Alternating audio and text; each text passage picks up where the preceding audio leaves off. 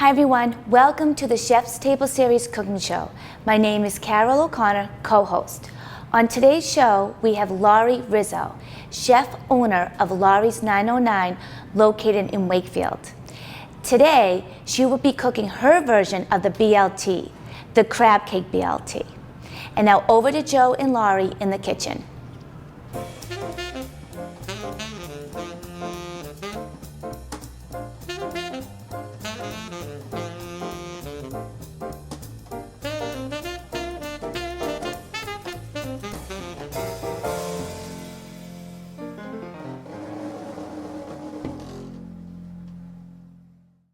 Hi, I'm Chef Joe Murphy. I'm co-host of the Chef's Table series. This show is produced by the Chef's Table Foundation, and the foundation was created to ultimately support young high school aged people that have a passion for cooking. It would love to go to a culinary school, but because of their financial situation, possibly indigent or homeless, and there are 6,000 young adults in the state of Massachusetts of high school age that are homeless.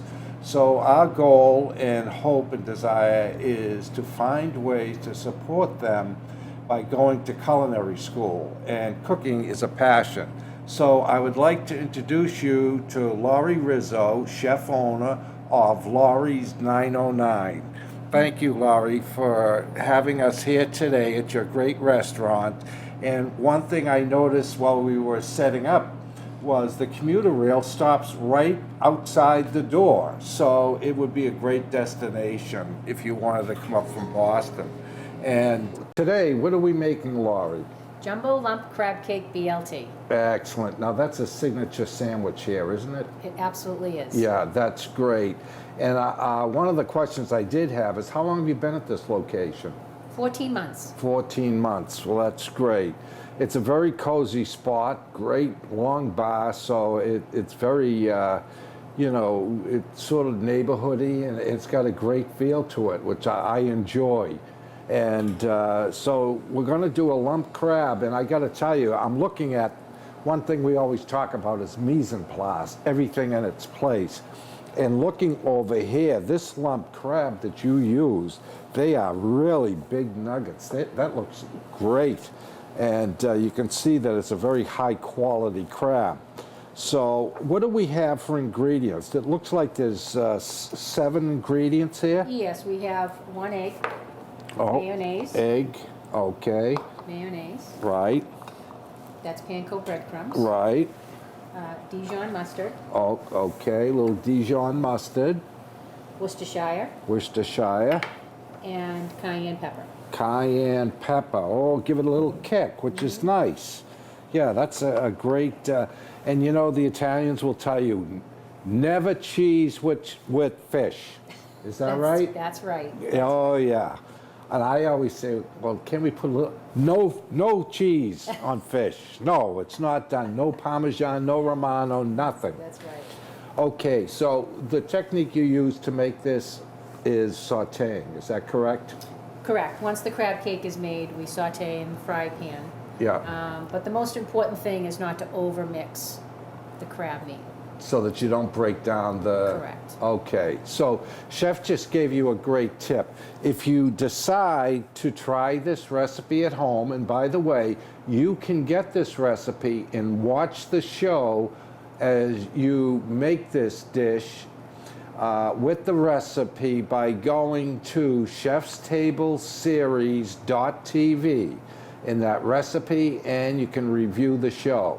Now, Chef just gave you a great tip. Do not overmix this dish, because these nuggets of lump crab, I've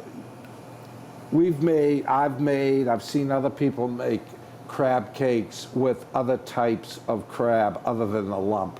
And the lump with flavor and texture is far superior.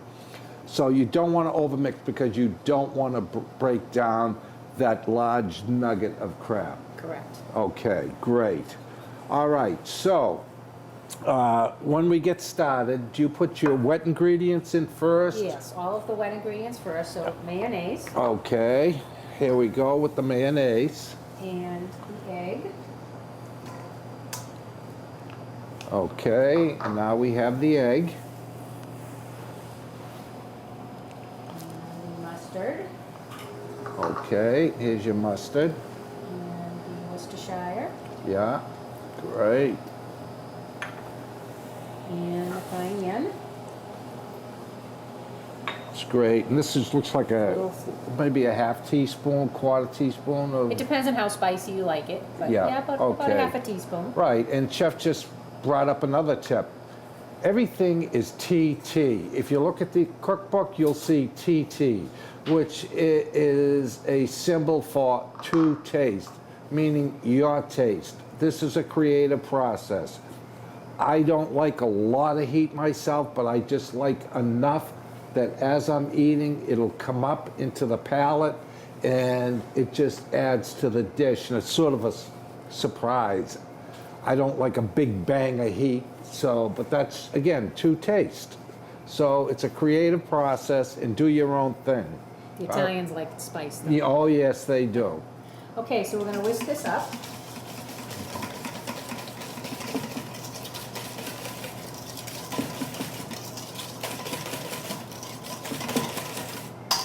So it's nice and smooth. Right, And then we're going to take our crab meat right, and our panko breadcrumbs. okay. And as I said before, I don't like to overmix. I just fold it in so it Yeah. doesn't break down. If you notice, Chef is doing a folding technique, which I'm sure you've seen in probably your own experience doing meringues or mixing something with a meringue. You don't want to break down the structure, so you're just casually folding and gently folding these lump crab nuggets in. Now, normally I'd put these in the refrigerator Yeah. for about a half an hour, and it helps to make the patties nice and cold. Right. Because you want the crab meat to be as cold as possible. Okay, and what does that do? It helps bind it. Okay, great. Better. Okay, that's great. So Chef just gave you another tip. After you do your mixture, keep it in the refrigerator for at least a half hour covered, and what that'll do is help the patty stay together when you saute it. And I've had times when I just move quickly, I put that crab cake in, and guess what happens? It breaks up in the pan, you get a sloppy looking dish, and you know, part of eating is eye appeal. So, okay, Chef, what's Okay. next? We have to turn your We're gonna burner turn on. our burner on. Okay. And a little olive oil. Yeah. Now, do you use olive oil generally? Yes, I do. Yeah, okay.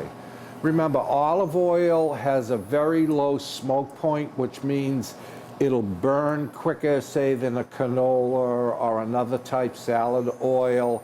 Myself, I like to cook with olive oil. It's more expensive, as well as it actually gives you a better flavor, I think. So I prefer myself to do the olive oil. But I have used canola oil as well. I'm going to make our little patty here. Yeah. Okay, we're sauteing with induction burners. If you're having a group in your house and you want to serve this as an app and have like a little station, what's great about the induction burners is there's no open flame. And they're not inexpensive, they're not outrageous, but also the pan has to be a special pan. And to me, for the home cook, that could be a downfall. But having said that, from a safety perspective, they're great and they heat up very quickly. And as soon as you take that pan off, the burner cools right down, okay? And then the pan will come down in temperature. So, Chef, you ready to, I am ready. let's saute. Okay. Oh yeah, can you hear that sizzle? That sounds great.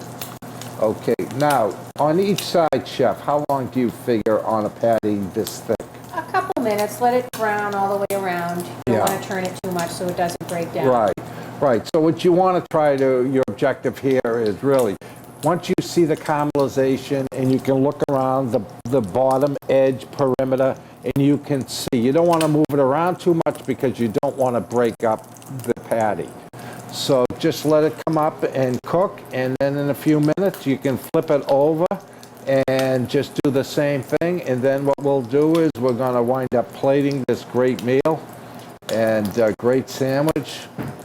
And I can't wait. I got to tell you, the smell and aromas and everything are great. And I love the Dijon effect and the mayo. And the mayo is a great binder, by the way.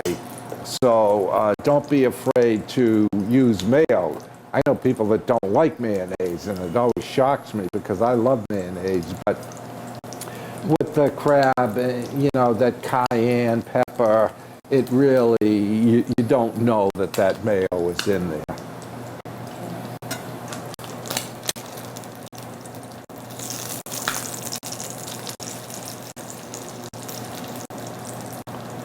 Oh, that looks great. And that caramelization was very quick, okay? A couple of minutes, as I said. And, you know, the crab isn't raw, so you don't have to worry too much about that. The only other ingredient in there is the egg. But with this type of quick cooking or sauteing, that egg will really bind together and cook very quickly. So, you know, I bet, boy, when people are watching your flat screen TVs, this is what they want. A great crab cake sandwich. Now, do you serve French fries with this or anything else? Or? They have a choice of multiple sides. We're part of the healthy menu program, so they can get a side salad, they could get French fries, they can get onion rings, they can get asparagus, vegetable of the day. Great. Great. Anything, any side Yeah, they I'm like. glad you mentioned the healthy menu. And that's another thing, you know, today restaurants are very aware of healthy eating. Most restaurants are giving you options as well as allergies. And some people may have allergies to shellfish. But, you know, it's always important. And you'll notice your server will generally ask you, or there'll be signage on your table. And it's very important today. Mm-hmm. So I just love crab cakes myself. And well, it is a signature item because it is lumped crab meat. Yeah. And it's not ground or... Right, yeah. Oh, there's a huge difference. Believe me, if you really want to wow your guests or your family, spend those couple of extra dollars for that lumped crab meat. It's well worth it. And, you know, the canned stuff, whatever, it's just, you're not going to get the same, as I said, wow effect. So it's really great. And, you know, if you wanted to put cheese on this, I'm going to tell you what I said a few minutes ago. The Italians will tell you, no cheese on fish. The thought is fish is generally very delicate flavors, and you don't want to compromise the fish flavor by adding a cheese. So, being of Irish descent, that doesn't bother me. But anyways, well, this looks great, Chef. Now, you serve this on a brioche roll, is that correct? Yes. Okay, that's great. Yeah, and then I'm guessing your sides, and you have your lettuce and tomato. Yes, and... Okay, these are your other sides, part of your mise en place. You notice Chef has the bacon all set, her sliced tomato, her lettuce, her roll, and what is that dressing you've got That's a chipotle aioli. Oh, sweet. So can you explain how you make that, even though we're not going to show today? Okay, yes, it's a mayonnaise based. Right. It has some lemon juice, chipotle peppers. Right, which you can get in a can. Yes. Yeah. And then puree them. Right. Oh, boy. I'm going to have a taste of that myself. That sounds a little spicy. Yeah, that's fine. I don't mind a little bit. Okay, so we can plate this up. Okay, great. Roll.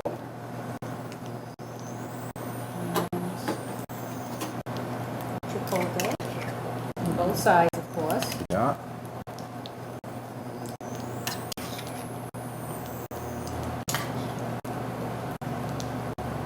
So the name, well, you're putting on the dressing, Laurie's 909 909. There's a Beatles association with 909, isn't there? Or Yes, there is. It was their last album on the rooftop, one after the 909. Oh, okay, good. And it is associated with when the train comes in from Boston. So people can stop here on their way home or when they're going into Boston as well. Great, great. Now you're open Tuesday through Sunday, is Correct. that correct? Yeah, and Mondays, a lot of restaurants are closed on Monday. You need a break, right? Absolutely. Right. Is there any break in the restaurant business? No, there is no I break. do my shopping on Mondays. Monday, right. So you're working, but not standing behind the stove. Correct. Okay, so we'll just take this Okay. right on top. Yeah. Oh my God, does that look great?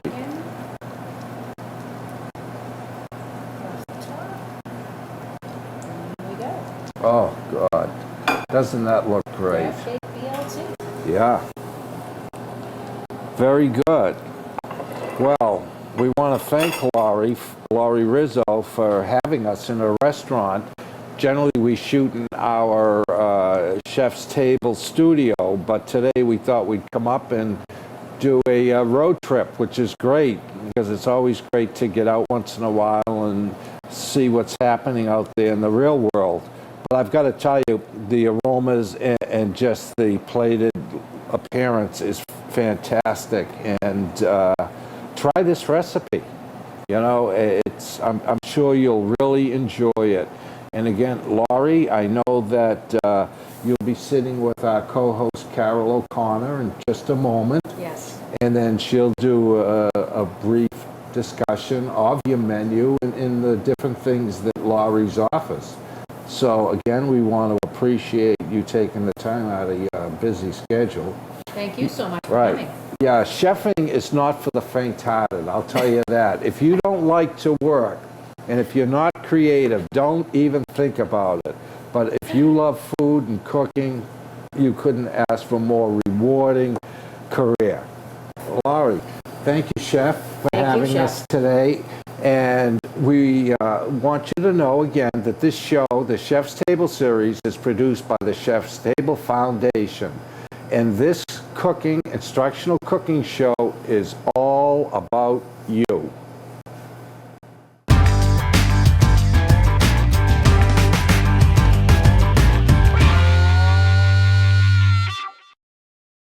Hi, I'm Rob Costa with Massachusetts Beverage Alliance, here to pair the Newburyport Plum Island White with Laurie's Crab Cake BLT.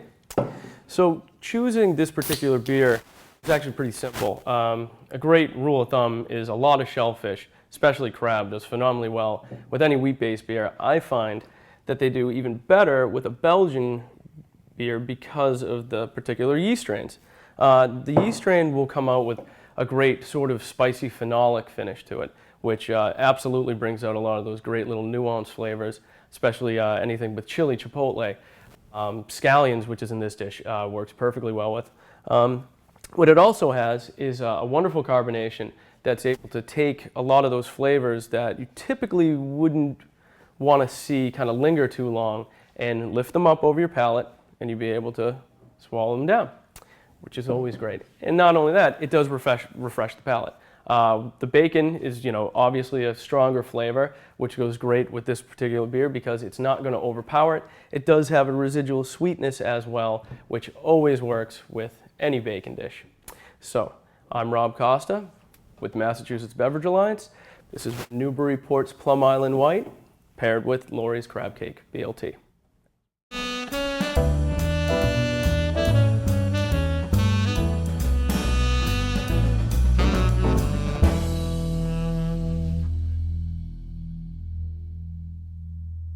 Hi, Bill Caruso here from Blanchard's Wine and Spirits. I'm going to present two wines today to go along with Chef Laurie's Crab Cake BLT. So first things first, we have a white wine. It's from Argentina. Actually, both of our wines today are from Argentina. The first is an answer to the question, what do those Argentinians drink when they don't drink Malbec? The name of their favorite white wine grape is Torrontés. The maker in this particular case is Elsa Bianchi, the vintage 2013. Torrontés is classed along with Viognier, for example,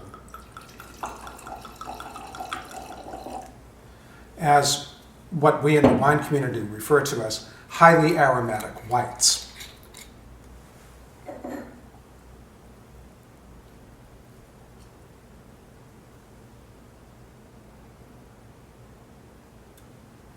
So just one grape will give you some grapefruit, some orange blossom,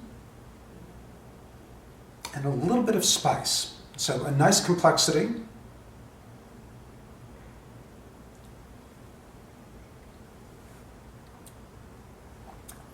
One sip to help clear the palate from all of that rich, wonderful food.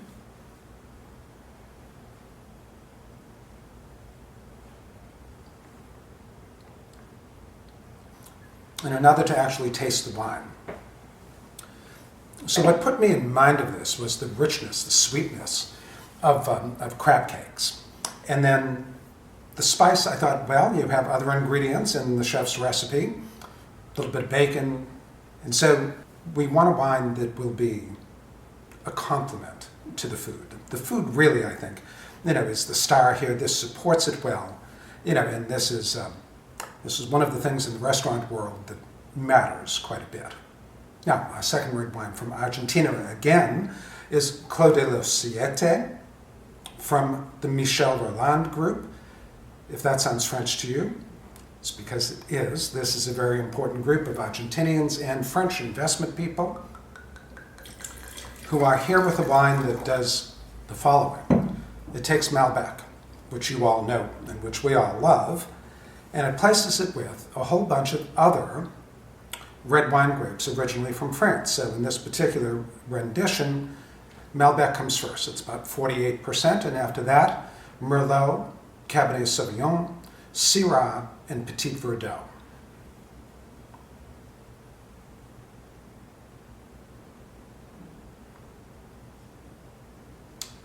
Really striking aromatics here. I just got a trace of chocolate around the edge. How wonderful.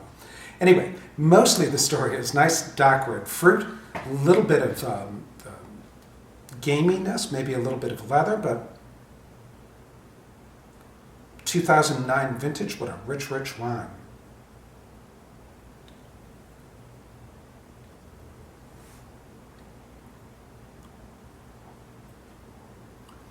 Wonderful, and about medium bodied, on the palate. So again, it doesn't overwhelm the dish. The dish is very rich, between the crab cake and the bacon. And this Clos de los Siete from Michel Rolland, from Argentina's Mendoza district. Great wine, great price. And from Bill Caruso at Blanchard's Wine and Spirits, cheers.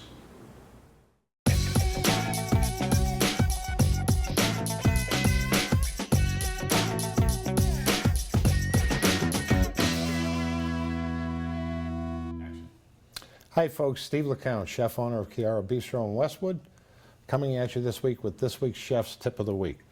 This week I wanted to talk about a piece of equipment that I find totally invaluable at the restaurant. For relatively short money, you can buy one of these. They come in smaller sizes as well for the home use, but it's called a food mill. And the reason we love it so much is we have a signature dish that's a potato gnocchi on there, and these food mills come with usually with a set of 3 different dies. This is the largest one. And then there's a little spring-loaded blade here. So when you put that die in, you want that curved side facing up, and then you just place the blade into the hole in the center, and this is why the spring is there. You push down on this and hook it onto these little hooks, and from there, it's as easy as 1, 2, 3. What I love about this is, again, we make our potato gnocchi with them. This is what we pass our potatoes through. But there are many, many uses for this. You can do it for butternut squash, cooked pumpkin, anything that carrots, whatever you like to make a puree out of. You could put a finer die in there with smaller holes if you want that puree to be totally smooth. But today I'm going to show you mashed potatoes because people often ask, how do you get those potatoes so smooth? Mine always have lumps in them. And I've got some cooked right behind me. And when we make mashed potatoes, we like to use Idaho potatoes because they have naturally have a less of a water content. And you see my potatoes have no water in here right now. I did boil these, but I also, after I drain them, I put them back in the pot, put the burner on low, and let most of the water evaporate out of those, which is kind of important. You're getting nice, fluffy, smooth potatoes. So I'm going to scoop those into this food mill.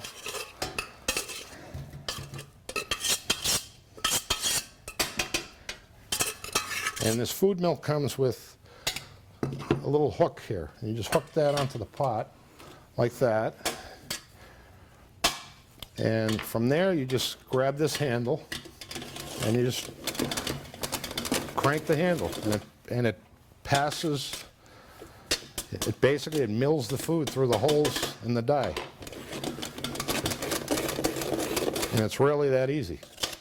Now, behind me, I've also heated up a little bit of light cream and whole butter that I've put into the light cream.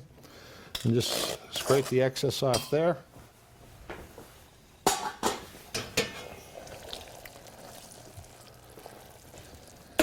Okay, so that's what it comes out looking like.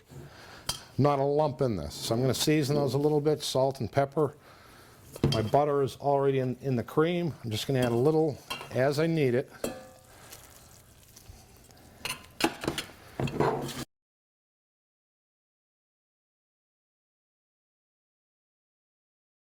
It's one of the worst things you can ever try to make mashed potatoes with, and I'll tell you why.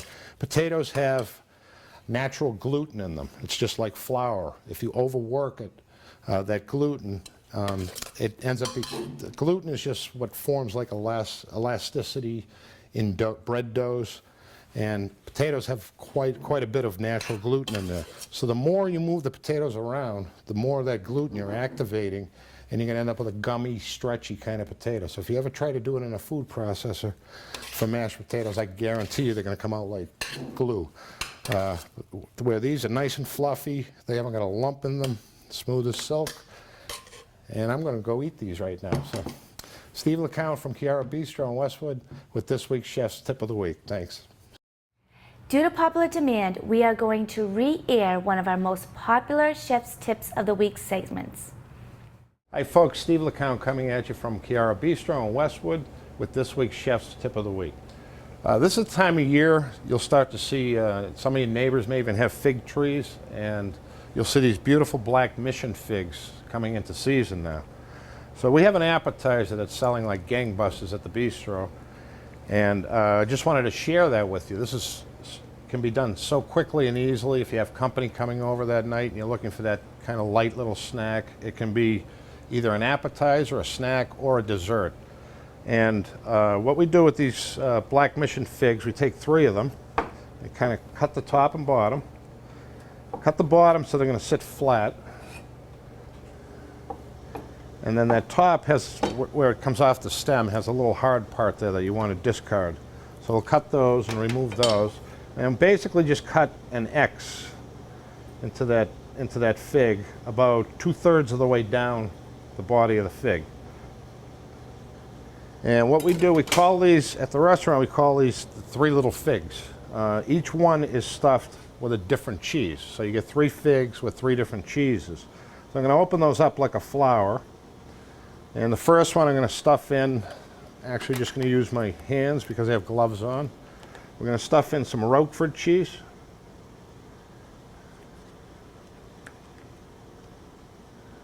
And just kind of close it back up a little bit as tightly as you can, with most of the cheese up top. I'm going to put these onto a pie plate.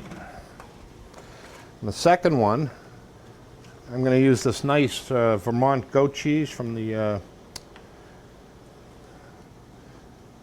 nice local source, and this is a delicious goat cheese. So one, you're going to get kind of a salty blue cheese, a tangy goat cheese, and the last one I'm just going to take a nice fresh ricotta cheese, which you can buy in the North End or pretty much anywhere now, and we're going to add a little bit of honey to this. Not too much, just enough to sweeten it a little bit. And then just kind of fold that right into the ricotta. And we're going to spoon a little bit of that ricotta right inside this fig as well. And we're just going to bake those in the oven for about 5 to 10 minutes. You just want to warm the fig, warm the cheese. And then as far as plating, we found these nice long tiles at a local home supply store. And when we plate those, we just put one of each fig. We usually put the blue cheese in the middle because the other two are kind of a bright white. And then just garnish it with a little bit of, this is a reduced fig puree with balsamic syrup. And we just kind of garnish a little bit of that on there. Dress a little bit of greens with the same dressing. And this is watercress and frisee. We just kind of put a little pile of salad there. And the last thing I'm going to put on this, we have one of our customers just gave us some beautiful lavender from their garden. And the color is really stunning, so we just kind of want to add that on there as a garnish. And there it is, your 3 little figs.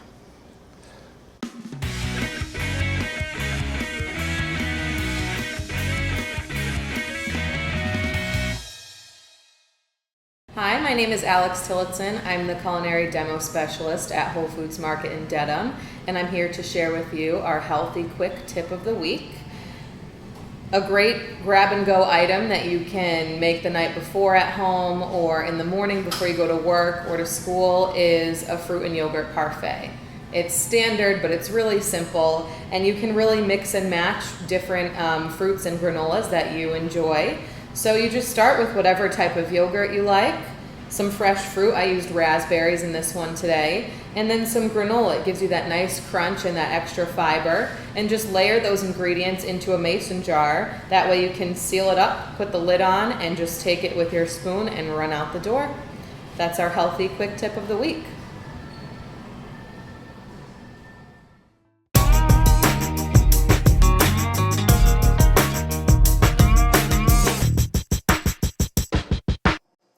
Hi everyone, I'm here in Wakefield at Laurie's 909 Gastro Diner, and sitting with me is chef owner Laurie. Laurie, thank you for being on the show with me today. Now, tell me about Laurie's 909 and what's the 909 mean? Well, we're a small neighborhood bar and restaurant. We want to do great food, great fun at reasonable price. So we have the quality of a Capital Grill, but we don't have the price point. We have a more reasonable, affordable price point. The 909 is the time the train comes in, and it's also in reference to a Beatles song, One After the 909. It was their last album on the rooftop. My business partner is a Beatles fan, so we incorporated both things, the time the train comes in and his Beatles love affair. Yes, I noticed that you have a lot of pictures, and then you have all the nickels at the bar, which is very unique. Now tell me about your cuisine. Would you call it American? It's American with an Italian twist. We have prime steaks, filet mignon, sirloin, ribeye, and then the freshest seafood. I go to the fish pier 3 to 4 times a week. Everything from shrimp, scallop, haddock, fresh lobsters every day. Oh, wow. And then we also have, Reubens and burgers and, standard fare for, Tuesday, Wednesday, Thursday folks that would like to just grab something quick. And right, because they can get off right here. Correct. But I noticed when we're walking around. And you have a full bar. Full bar. Full bar. Penny Lane Bar. Oh, it's called Penny Lane Bar. That's good. You have all those themes. Yes. And now you also have entertainment. Is that correct? Yes, we have paint night every Wednesday, and then we have bands every Friday and Saturday. Oh, good. What's paint night? Paint night is folks can come in, and there's an instructor that teaches people how to paint. So there's a particular painting that's chosen beforehand, and you sign up online, and you come in and they teach you how to paint. Oh, that's nice. Yeah. Now tell me some of your signature dishes that you find that a lot of people tend to order over and over again. We have the Fisherman's Feast, which is a combination of haddock, scallop, shrimp, lobster. We have the stuffed lobster, baked scallops, the ribeye. Oh, you have a lot of- Steak tips are very popular. We also have the pasta 909, which is similar to a ciocchino. It's homemade fusilli pasta with a homemade, choice great. of sauce. Everything with mussels, little necks, scallop, shrimp, lobster, calamari. Wow, you have a lot of fish dishes. Yes. I would love that because I don't eat meat. I'm a vegetarian, so I like to have all We types do of have fish. vegetarian options as well. We have a vegan burger. We have gluten-free for folks that can't, gluten-free pasta, gluten-free bread, breadcrumbs. Wow. Yeah. Yeah, I think restaurants are gearing towards that more and more with everyone with their allergies. Correct. And when it comes to food. Tell me more about the decor in here. There's lots of paintings and clocks as well. Well, we have lots of clocks, and they all say 9:09 because Yep. that's the time the train comes in. That's the time the entertainment starts. So it's just a fun gimmick. Very clever. Yeah, all the train Yeah. tickets and signage and Yeah. clocks Oh, in reference wonderful. to the train station Yeah. because we're right at the train Very station. clever. And what are your hours here at the restaurant? We open Tuesday through Sunday from 5 p.m. till close, and anytime during the day for catering functions. Oh, perfect. Excellent. Okay, everyone, so you can watch this interview again at chefstableseries.tv, as well as find out Laurie's special recipe for her crab meat BLT.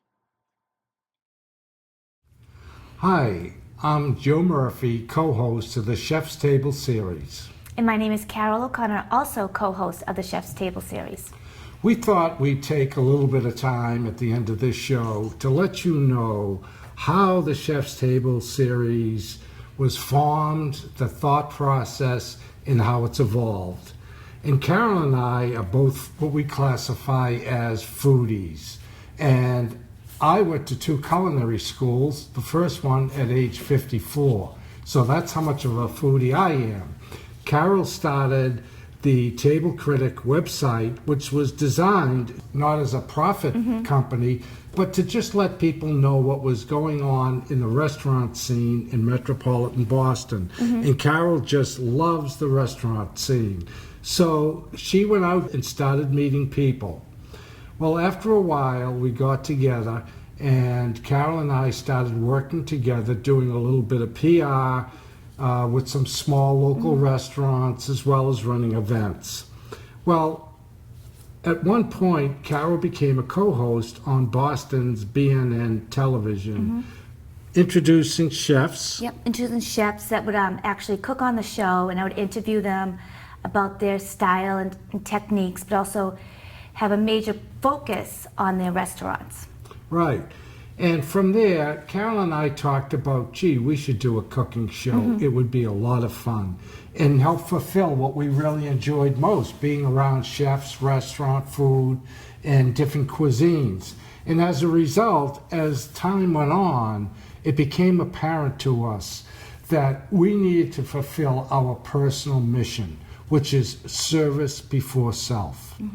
So we formed a foundation, and the name of the foundation is named after the TV show, and it's called the Chef's Table Foundation. And after trying to decide, well, what will we do with this foundation? Because we want to help people. We want to give back to your communities. And as a result, you know, Carol came up with the idea. I was stretching my head, well, gee, should we help this group, that group? And Carol said, I think we should. So since the show is about cooking, we decided that we want to help those students who have a passion to cook to help them to get into culinary school. We're looking for students in the 12th grade that are either homeless or do not have the means to pay for college, Right. to a culinary school. Yeah. And you know, I've started doing research and looking on different websites to discover, well, how many homeless young adults, high school age adults are there in the state of Massachusetts? And I'm very saddened by the information I found. In this state alone, there are 6,000 18 and under homeless children in this state. Carol and I firmly believe everybody deserves a chance. And this group will probably never have an opportunity to dig themselves out of being indigent, homeless, or they've just fallen into that bottomless pit. Mm-hmm. So with your support and help in supporting this show, we hope to raise the awareness of people, young people in need. You know, we just don't believe in necessarily throwing money at a problem. We want to help people to help themselves. In what better way? Again, this is our passion, the food business. So there are many, many people in today's American culture that just love the food scene. And this will be a great opportunity. And, you know, we don't have all the answers right at this point. This has been an evolutionary project. It's evolving. New thoughts, new ideas, new concepts pop up weekly. And we're trying to figure out the best way to raise money through our nonprofit. And I think at this point it's really important, Carol, that we let our viewing audience know we do not get paid for this. All the people that appear on the show are volunteering their time. And they're people like you and like Carol and I that believe in helping their neighbor, because it's all about community, all right? And we are focusing on every town and city in the state of Massachusetts. So if your town is not showing this TV series, you can be a supporter of the show by contacting your local station, because the requirement is you either work in the town or you live in the town, all right? So if you would like to be a supporter of this show and broaden its reach throughout the state of Massachusetts, we need your help. In another area, you know, Carol and I have almost put this into a full-time job for us. And like you, we have to pay our own bills, and we do not take a dime for doing this. And it's not that we're looking for a pat in the back, but what we need to do is find ways to raise financial support of this show. And it's generally done through donations, which is part of the criteria of airing a show on your community public access television stations. And it's a win-win situation. We believe, based on the people that have committed themselves to helping us produce this show, they're very, very skilled in either chefing or filming, technology, and it gives us really a good feeling about trying to help people and hopefully demonstrates who we are. And particularly after the last 8 or 9 years, I've never been homeless or indigent, but I have to tell you, I owned a 5,000 square foot bakery, and when the economy began to crash, fancy pastries, cakes, they are at the bottom of the list, okay? Ultimately, I sold that bakery, closed it 5 years ago, and said, what am I going to do now? Well, my personal story is I became disabled 10 years ago. So I'm not really capable of working in a regular job. And I was 54 when I went to my first culinary school, so now I'm 66. And you know something? I'm so energized by working on this show with Carol, with the people that are working with us on this show each week, the restaurateurs. And restaurant people are the most giving industry you could experience. They always put out that helping hand. Absolutely. And you know, we just see some great things. And, you know, I hope they don't get angry, but I'm going to tell you something Carol and I just experienced. We have bounced around from kitchen to film the show. And currently, one of the supporters of the show is Blanchard's Wines and Spirits. We are in their demonstration kitchen as we speak. But we know as this show continues to grow, we need our own space. Well, where are we going to get the money to build the kitchen? Carol and I, impromptu, went into a local Home Depot, told our story, and that general manager of this local Home Depot was so moved by the story and how we want to help people. She said, you know, Home Depot is very good with helping people. Let me see what I can do. It may take us a little bit of time. I'll have to go to national headquarters in Atlanta. And she did that. Well, guess what? 4 weeks later, we got an email. They are donating a kitchen for us so that we can build an independent studio. And again, you know, these are just blessings.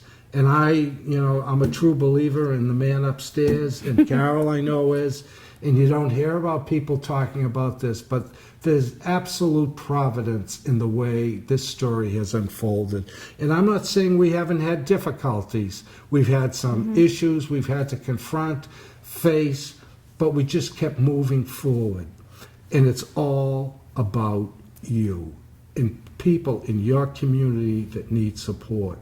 So if there's anybody out there that sees this, we want to encourage you to be volunteers to help us to raise money to support people in need in your community. And today, our primary focus, as Carol said, is to help young high school age adults that have a passion for food, a passion for cooking, and will never have the opportunity or the wherewithal to pay for an education in an accredited culinary college. So we need your help. Help us to help those in need. And again, we don't know next year, we may add a few things to it, okay, to whom we can help. But right now we're focusing on food and people that want to work in the food industry. So I'm absolutely thrilled to say that 41 towns and cities in eastern Massachusetts Are airing the show. are airing the show. And we hope to increase that by June and July of this year with your help. Right. And, you know, we understand there are approximately 70 to 80 community access stations in the state of Massachusetts. So please help us in any way you can. And there's information on the Chef's Table Series. TV website about the foundation. You can re-watch the shows, menus are on there. Restaurant reviews and recipes. The beer pairings, wine pairings, chef's tips. That's right. And healthy eating segments. So believe me, Carol and I are thrilled to be here today to tell you about what we want to do. Thank you for watching and listening to our plea for your support. And just remember, this show is all about you, but more importantly, it's about people we want to help. Thank you. I'm Joe, co-host of the Chef's Table series. And I'm Carol O'Connor, co-host. Thank you for watching. And looking over here, this lump crab that you used, that looks great. Let's saute. Oh yeah, can you hear that sizzle? That sounds great. Okay, now, on each side, Chef, how long do you figure on adding this thick? A couple minutes, let it brown all the way around. You don't want it burning.